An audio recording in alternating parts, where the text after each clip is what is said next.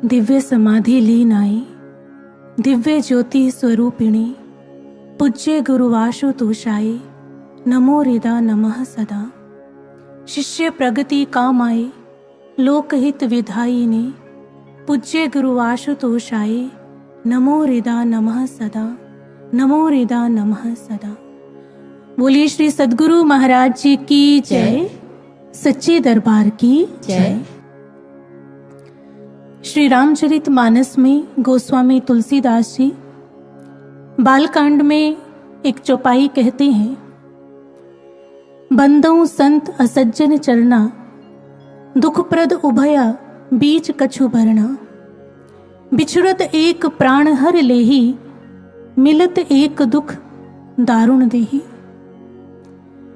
कहते हैं कि मैं संत और असज्जन दोनों के ही चरणों की वंदना करता हूं, परंतु फिर भी एक अंतर है, और अंतर यह है कि असज्जन जब जीवन में आते हैं तो जीवन में दुख शुरू हो जाते हैं।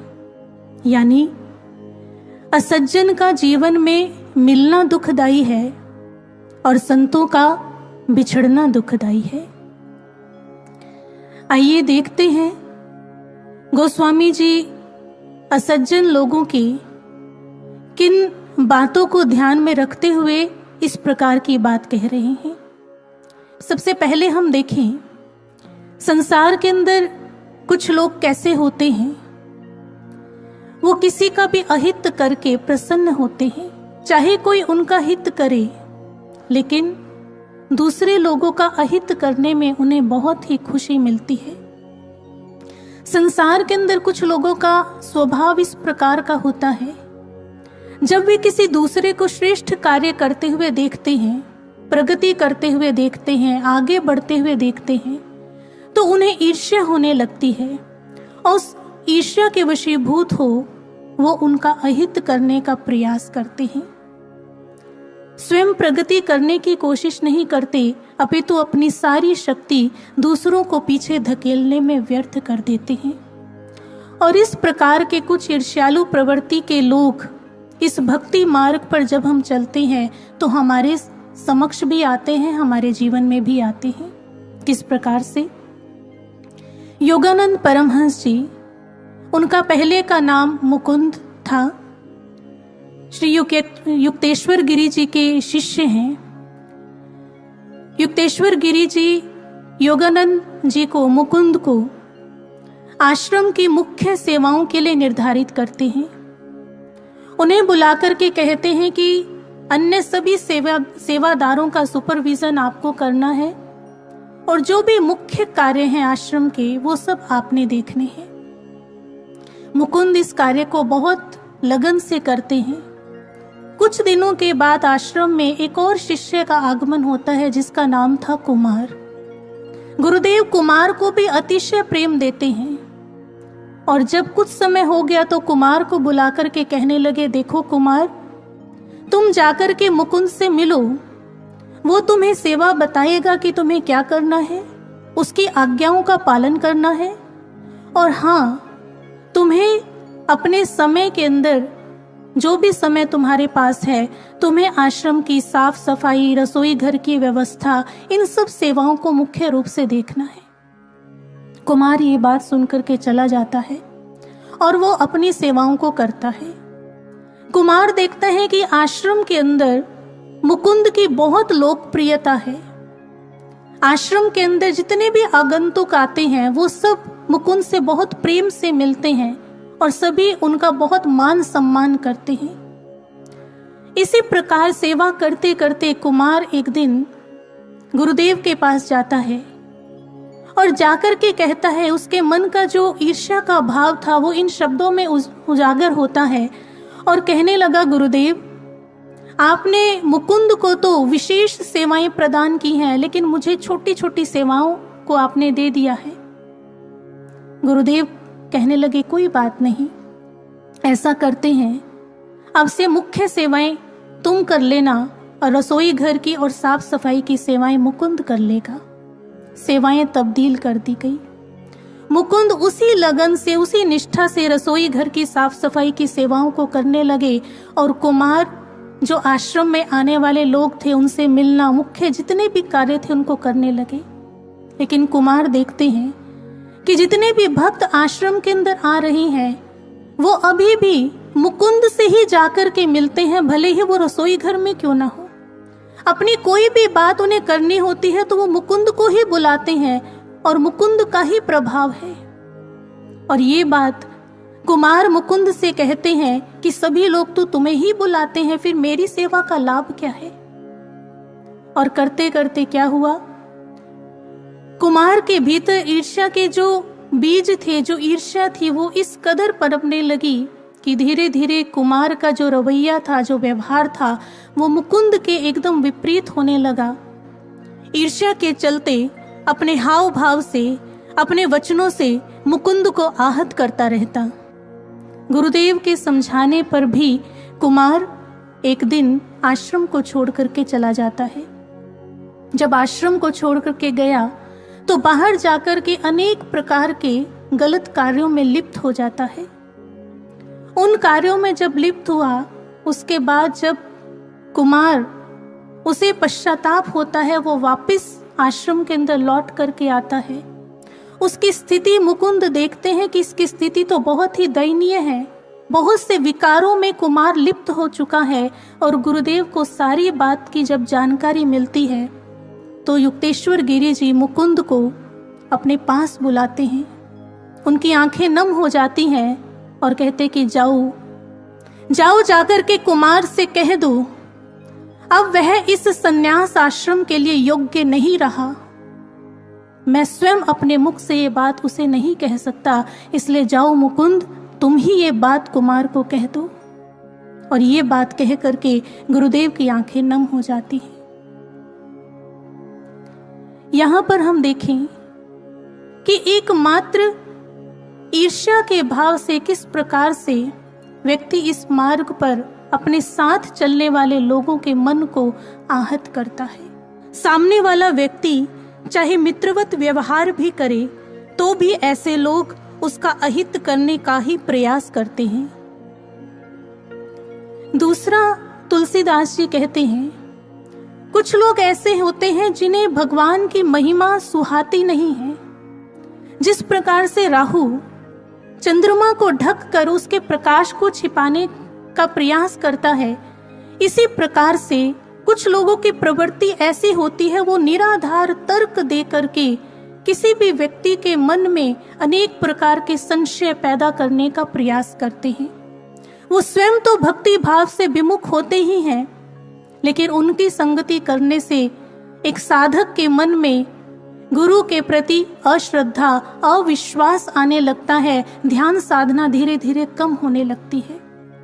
इस प्रकार के तर्क वो सामने रखते हैं। लेकिन कहते हैं यदि किसी साधक को इस मार्ग पर चलने का तरीका आ जाए तो वो तर्कों से प्रभावित नहीं होता। और ये तरीका क्या है इस मार्ग पर चलने का, ये हनुमान जी हमें समझाते हैं। जिस समय हनुमान जी रावण के पास जाते हैं लंका के भीतर, तो रावण बहुत ही सुंदर अलंकृत भाषा में बहुत सुंदर सुंदर तर्कों के द्वारा अपनी बात हनुमान जी के समक्ष रखता है। उनकी बातों को सुन करके कोई भी व्यक्ति प्रभावित हो जाए, इतनी सुंदर तर्कपूर्ण बातें, इतनी अलंकृत भाषा का प्रयोग रावण करता है। हनुमान जी ये सारी बातें बड़े ध्यान से सुनते हैं और उसके बाद रावण से कहते हैं, रावण तुम जानते हो तुम्हारी स्थिति कैसी है। तुमने तर्क और बातें तो बहुत सुंदर कही, लेकिन यदि एक मुर्दे को आप अलंकार पहना दो तो भी कोई भी व्यक्ति उस मुर्दे को अपने घर में रखना पसंद नहीं करेगा।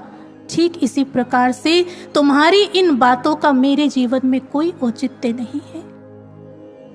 हम निर्णय कर पाते हैं कि किस तर्क के ऊपर हमने क्या प्रतिक्रिया करनी है। एक बार एक व्यक्ति के पास एक व्यक्ति आया और कहने लगा कि मैंने तुम्हारे मित्र के बारे में अभी अभी कुछ सुना है, मैं तुम्हें बताना चाहता हूं। उस व्यक्ति ने कहा, रुको, पहले तुम त्रिगुण परीक्षण कर लो, उसके बाद तो मुझे ये बात बताना। व्यक्ति कहने लगा, त्रिगुण परीक्षण ये क्या होता है? वो कहते 3 चरणों से पहले अपनी बात का परीक्षण करो। सबसे पहली बात, क्या तुम्हें जो जानकारी प्राप्त है क्या वो सत्य है? वो व्यक्ति कहने लगा, ये तो मुझे नहीं पता सत्य है कि नहीं, हाँ मैंने सुना है। अब वो व्यक्ति कहने लगा, अब दूसरा परीक्षण, जो बात तुम बताने जा रहे हो वो अच्छी है या बुरी है? वो व्यक्ति कहने लगा, वो बात बहुत अच्छी नहीं है। व्यक्ति कहने लगा, अब तीसरा परीक्षण, जो बात तुम मेरे मित्र के विषय में मुझे बताने जा रहे हो उसका मेरे जीवन में कोई लाभ है, कोई उपयोग है मेरे जीवन में? व्यक्ति कहने लगा, नहीं। तो वो व्यक्ति उस सामने वाले व्यक्ति से कहता है, ना तो वो बात सत्य है और ना ही उस बात की कोई उपयोगिता मेरे लिए है और ना ही वो बात अच्छी है, तो मुझे नहीं लगता कि मुझे तुम्हारी बात को सुनना चाहिए। ये तरीका है एक भक्ति के मार्ग पर अपनी श्रद्धा को बचा करके चलने का, भले ही कितने ही तार्किक लोग आपके समक्ष क्यों ना आ जाएं। लेकिन जब हम ऐसे निराधार तर्कों को अपने भीतर स्थान देने की भूल कर बैठते हैं, तब फिर हमारा पतन हो जाता है। और ये गलती कैकई ने की। मंथरा आती है, तर्क देती है। कैकई जिन राम से इतना स्नेह करती थी, एक ही रात में वो सारा स्नेह विलुप्त हो जाता है। और आज जिस राम से कैकई स्नेह करती है, उसी राम के प्रति अपने अहित की शंका कैकई को होने लगती है और राम को ही राज्य से बाहर कर देती है। तीसरा, तुलसीदास जी कहते हैं, संसार के अंदर कुछ लोग ऐसे होते हैं जो 1000 आंखों से दूसरों के दोषों को देखते हैं। कहते हैं कि राजा पृथु ने भगवान की महिमा को सुनने के लिए 10,000 कान मांगे, लेकिन ये लोग 10,000 कानों से दूसरों के अवगुणों को सुनते हैं और फिर 1000 मुखों से बड़े रोष के साथ हजारों लोगों से उस अवगुण के बारे में कहते हैं। जिस प्रकार से धोबी को मां सीता की दिव्यता, उनका त्याग, धैर्य, प्रेम, प्रतीक्षा और परीक्षा नहीं दिखाई दी, मां सीता के भीतर भी धोबी को खोट दिखाई देता है और उसका जन प्रचार करता है और राम कथा का बहुत ही निंदनीय कुपात्र बनता है। दक्ष भगवान आशुतोष के भीतर इसी दोष दृष्टि के कारण दोष देखते हैं और यज्ञ सभा में बड़े ही अभद्र शब्दों से उसका बखान करते हैं। दधीचि ऋषि उन्हें समझाते हैं कि शिव भगवान के बिना यह यज्ञ अयज्ञ हो जाएगा और तुम्हारा पतन हो जाएगा। देवी सती समझाती है, लेकिन तो भी दक्ष को बात समझ में नहीं आती है। कहते हैं भगवान बुद्ध के आश्रम में एक भिक्षु थे जिनका ये स्वभाव था, जो मुख्य शिष्यों के प्रति हमेशा ही ऐसा कुभाव रखते थे, हमेशा उनकी कमियों को आपस में बैठ करके दूसरे शिष्यों से साझा करते थे। और भगवान बुद्ध उन्हें कई बार आगाह करते हैं कि ऐसा कार्य मत करो, इससे संघ के संगठन के भीतर दरार पैदा होती है, इससे कुभाव जागृत होते हैं, कुबुद्धि पैदा होती है। लेकिन वह शिष्य नहीं माना और कहते हैं कि जब उसकी मृत्यु हुई, बहुत ही पीड़ाजनक और दुर्गतिपूर्ण उसकी मृत्यु हुई, और भगवान बुद्ध भिक्षुओं से कहते हैं कि वह भिक्षु जो मृत्यु को प्राप्त हुआ है वह घोर नरक में गया है, केवल इसी निंदा के पाप के कारण से। भक्तजनों, अब हम अपने जीवन के भीतर विचार करें, ऐसा हमारे साथ भी होता है। इस भक्ति के मार्ग पर चलते हुए ऐसे अनेक लोग हमें मिलते हैं, लेकिन प्रश्न उठता है कि गोस्वामी तुलसीदास जी ऐसे असज्जन लोगों की वंदना क्यों करते हैं, उनको प्रणाम क्यों करते हैं, उनकी विनती क्यों करते हैं। कहते हैं सुई जब चलती है तो बहुत ही सुंदर पोशाक का निर्माण कर देती है। जरूरी नहीं है कि कोई भी चुभने वाली वस्तु अनुपयोगी हो। जिस समय हमारे जीवन के भीतर ऐसे लोग आते हैं तो कहते वहां पर हमारा शिष्यत्व पकता है, हमारी साधकता को मजबूती मिलती है। जिस प्रकार ध्रुव की जो माँ थी सुरुचि, उन्होंने ध्रुव को बहुत ही पीड़ा दी, बहुत कष्टपूर्ण व्यवहार उनके साथ किया। भगवान से मिलने जाते हैं और जब भगवान मिलते हैं ध्रुव को, तो ध्रुव भगवान से कहते हैं, हे प्रभु, मेरे मन में बहुत सारे प्रश्न हैं, मुझे उनका समाधान चाहिए। भगवान कहने लगे, ध्रुव तुम केवल ध्यान करो। और जब ध्रुव ध्यान में उतरता है तो उसके सारे प्रश्न समाप्त हो जाते हैं। और जब ध्रुव वापस लौटता है तो सबसे पहले जाकर के माँ सुरुचि के पास जाता है और उन्हें प्रणाम करता है। भगवान श्री राम जब अयोध्या से वापस लौटते हैं माँ सीता के साथ, तो जाते हैं मंथरा के कक्ष में, दासी के कक्ष में, भले ही उसने कैसा कृत्य क्यों ना किया हो, और माँ सीता से कहने लगे, इनको प्रणाम करो। सभी लोग आश्चर्य से देखते हैं। प्रभु राम कहने लगे, इन्हीं के कारण हम वनवास गए थे और इन्हीं के कारण आप इस परीक्षा में उत्तीर्ण हो पाए हैं। अर्जुन जब बहुत छोटा था तो कहते हैं दुर्योधन की जो दासी थी वो अर्जुन से बहुत ही दुर्व्यवहार करती थी। जो माँ है अर्जुन से कहती है, पुत्र क्या तुम्हें पीड़ा नहीं होती, क्या कष्ट नहीं होता? अर्जुन कहता है, नहीं माँ, इस व्यवहार से मैं अपने लक्ष्य पर पूरा ध्यान केंद्रित कर पाता हूँ जब इस प्रकार का बाहरी कष्ट मुझे मिलता है, और बहुत मजबूती से अपने मार्ग पर मैं चलता हूँ। कहते कि जीवन के भीतर जब ऐसी परिस्थितियों से हम गुजरते हैं तो फिर प्रार्थनाएं उठती हैं अंतःकरण से गुरुदेव के श्री चरणों में, और एक भक्त हृदय इस बात को स्वीकार करता है कि ये परिस्थितियां निसंदेह मेरे निर्माण के लिए हैं, और वो और गहरे अपने गुरुदेव के साथ जुड़ता चला जाता है, आंतरिक संबंध गहराता चला जाता है। और कहते हैं कि जब एक भक्त इस अग्नि के भीतर से होकर के गुजरता है तो फिर वो जलता नहीं है, वो कुंदन बन करके बाहर निकलता है। जिस प्रकार से प्रहलाद का जीवन था, भले ही उनको आग में डाला गया, लेकिन आग में जाने के बाद भी उनका जो शिष्यत्व है, उनकी जो भक्ति है, वो निखर करके सामने आती है। कहते हैं कि एक अंगार को आप एक रेशमी वस्त्र पर रख दीजिए तो वो अंगारा उस रेशमी वस्त्र को जला देगा, लेकिन मूंगा, जिसे कोरल भी कहते हैं, अगर उसे आप उस अंगार के साथ रख देंगे तो वो मूंगा क्या करेगा, उस अंगार की सारी तपिश को अपने भीतर जज्ब कर लेगा, और उसके बाद वो वस्त्र यूं का यूं रहेगा, वो जलेगा नहीं। जब ऐसे लोगों का सामना हमारे साथ होता है इस भक्ति मार्ग पर, तो तुलसीदास जी का भाव है कि मैं उनकी भी वंदना करता हूँ, क्योंकि उन्हीं के कारण आज मेरी भक्ति इतनी प्रगाढ़ हो पाई, मेरा ऐसा आंतरिक संबंध सद्गुरु के साथ हो पाया कि आज सतगुरु का वो प्रेम मूंगे का कार्य करता है, जो मुझे इस जीवन की विषम संघर्षपूर्ण परिस्थिति में इस अग्नि के भीतर जलाने से बचा लेती है, और मैं अपने भीतर अपना स्वाध्याय कर पाता हूँ। दया, अक्रोध, धैर्य, ये सब मेरे भीतर है कि नहीं है, मैं इसका स्वाध्याय कर पाता हूँ। इसलिए ऐसे लोग भी महान हैं जो मेरे जीवन के भीतर ऐसा कार्य करते हैं। अब देखते हैं कि जब एक संत जीवन के भीतर आते हैं तब क्या होता है, किस प्रकार का लाभ, किस प्रकार का आनंद मिलता है। गुरु महाराज जी इस विषय में एक बहुत ही सुंदर कहानी सुनाते हैं।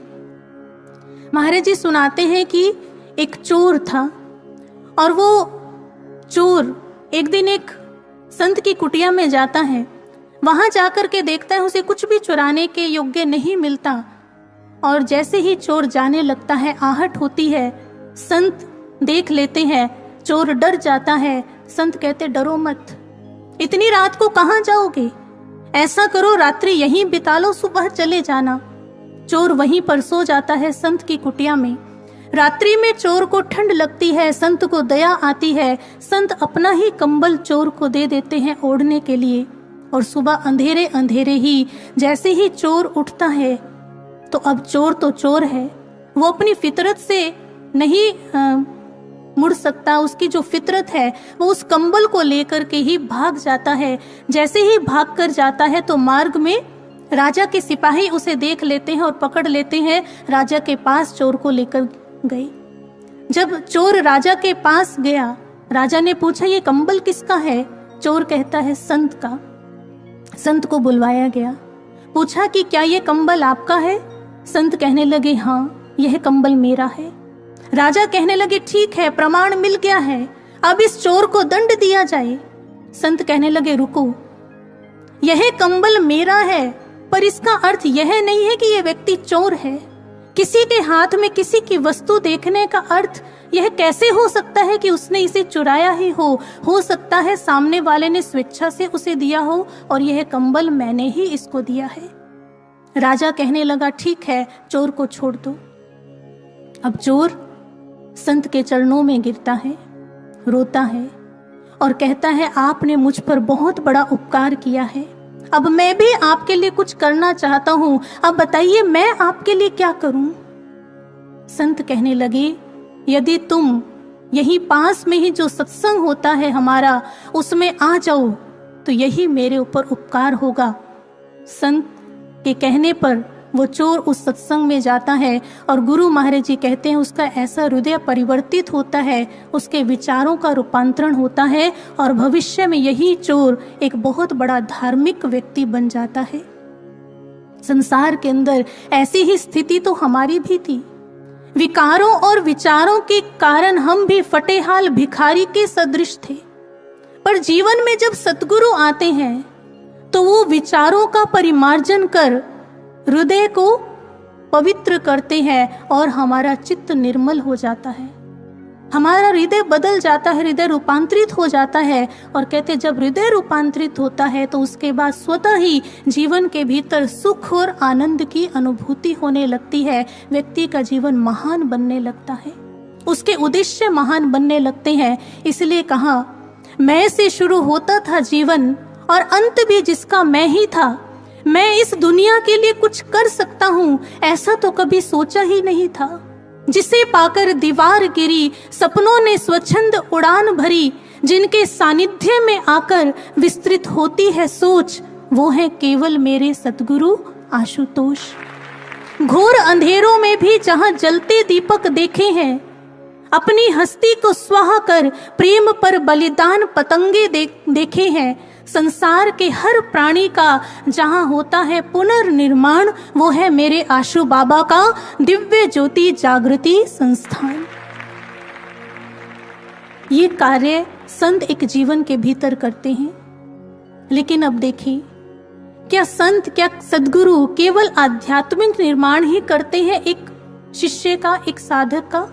नहीं, वास्तव में सतगुरु ही उसे अपनाते हैं, उसे वो अपनापन देते हैं जो उसे कहीं और प्राप्त नहीं होता।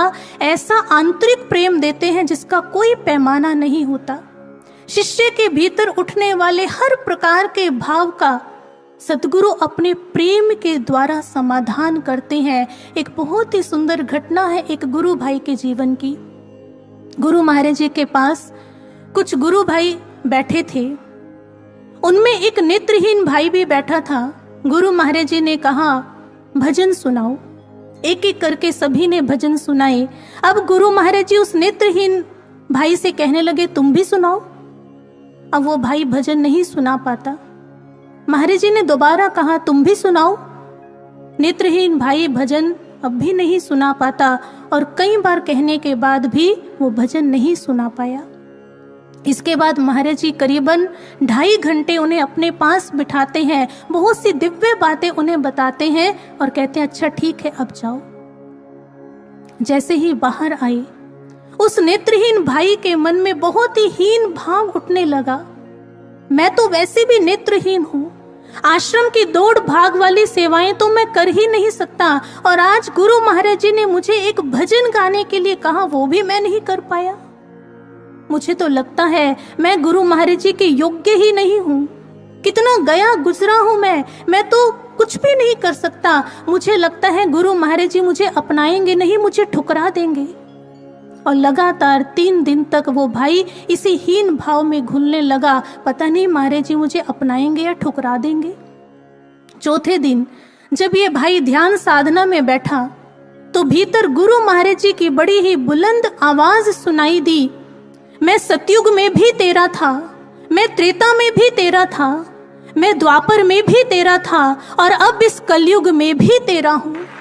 जैसे ही गुरु महाराज जी की इस आवाज को सुना, उस भाई के भीतर अंतरात्मा में ऐसी ठंडक उसे महसूस हुई, सारे हीन भाव विलुप्त हो गए, आंखों से आंसू गिरने लगे। गुरु महाराज जी इतना प्रेम करते हैं आप मुझ जैसे अदने शिष्य से भी। और कहते हैं जब इतना प्रेम करने वाले सतगुरु मिलते हैं तो फिर एक शिष्य को अपने गुरु से, उनके चरणों से आसक्ति हो जाती है। यूं तो आसक्ति बंधन की जननी है, पर आसक्ति यदि प्राणाधार से हो जाए तो मुक्ति की युक्ति बन जाती है। उसके बाद सिलसिला शुरू होता है गुरु की याद का। सतगुरु जब आंखों से दूर होते हैं तो इन आंखों से आंसुओं की झड़ी बहने लगती है। विवेकानंद जी एक बार अपने कक्ष में बैठे थे, ठाकुर को याद करके रो रहे थे, आंखें रक्तवर्ण हो चुकी थी। उनके शिष्य उनके पास आते हैं और कहने लगे, स्वामी जी आप तो हमेशा उस निर्विकार निराकार प्रकाश स्वरूप ब्रह्म ज्ञान का उपदेश देते हैं, तो फिर आज उस निराकार ब्रह्म के दर्शन के आनंद को छोड़ करके आप इस प्रकार ठाकुर की याद में विह्वल क्यों हो रहे हैं? विवेकानंद कहने लगे, ब्रह्म उसकी विराटता और विशालता के सामने जाने की हिम्मत नहीं होती। ऐसे ब्रह्म से, ऐसे परमात्मा की तो स्तुति हो सकती है, प्रेम नहीं। उसकी पूर्णता हम अपूर्ण लोगों को उसके सामने जाने से रोक देती है। किसी भी साधारण व्यक्ति को उसके पास बैठने में, अपने मन की बात उससे कहने में, कोई भी रिश्ता उससे बनाने में हिचकिचाहट होती है, भय लगता है। हमें तो कोई ऐसा चाहिए जो पूर्ण से पूर्ण होते हुए भी अपनी पूर्णता को छिपा करके रखे, जिसके पास जाने में भय न लगे, निसंकोच हम अपने मन की सारी बात उससे कर सके, अपने सभी पाप पुण्य बेखौफ उसके सामने बता सके, जिसके समक्ष जाकर के भय न लगे कि ये दंड देंगे, अपितु जिनके आंचल में जाकर छुप करके बैठ सके। ऐसे सद्गुरु को जब शिष्य याद करता है तो बरबस ही उसकी आंखें नम हो जाती है। उसे लगता है कि इस बड़प्पन के सारे बोझ को मैं कंधों से उतार करके अपने गुरुदेव के चरणों में बैठ करके केवल रोता ही चला जाऊं। किसी भी प्रकार का ज्ञान उसके इस गुरु के प्रेम की भूख को शांत नहीं कर पाता। गुरु रामदास जी श्री अर्जुन देव जी को अपने से बहुत दूर भेज देते हैं, और जब भेजा तो उस समय कह दिया, देखो जब तक मैं तुम्हें वापस नहीं बुलाऊंगा तब तक लौट करके नहीं आना, भले ही तुम्हें वहां 100 कल्प क्यों ना बीत जाए। अर्जुन देव जी जैसे ही इस वाक्य को याद करते हैं, उनकी आंखों से अश्रु धारा फूट पड़ती है। गुरुदेव आपकी बहुत याद आ रही है, आप कब बुलाएंगे मुझे? ये कमरे की दीवारें मुझे बेगानी सी लगती हैं, मुझे घुटन हो रही है। यूं तो यहाँ कितने ही लोग हैं, लेकिन किसी से भी मैं अपने मन की वो बातें नहीं कर सकता जो मैं आपसे कर सकता हूँ। गुरुदेव आपकी बहुत याद आ रही है। आज ऐसी ही स्थिति से हम सभी भी तो गुजर रही हैं। छोटे छोटे बच्चे जिन्होंने आपको देखा तक नहीं है, वो भी गुरु महाराज जी आज आपको याद करके रोते हैं, आशु बाबा आप कब आएंगे, कब हमसे बात करेंगे। बुजुर्ग जब आपके स्वरूप को देखते हैं तो उनकी आंखों में आंसू आ जाते हैं। हे गुरु महाराज जी कहीं ऐसा ना हो आपको फिर से देखे बिना ये आंखें बंद हो जाएं। तुम बिन हे प्यारे सतगुरु किससे करे मन की बातें, सुन तो लेते हैं सब पर मन के भाव समझ नहीं पाते। सतगुरु तुम बिन आंखों ने सावन के मिही बरसाए हैं, चुन चुन कर मोती आंखों से अश्रुहार बनाए हैं। बड़ी देर हुई पर अब तक न सतगुरु लौट के आए।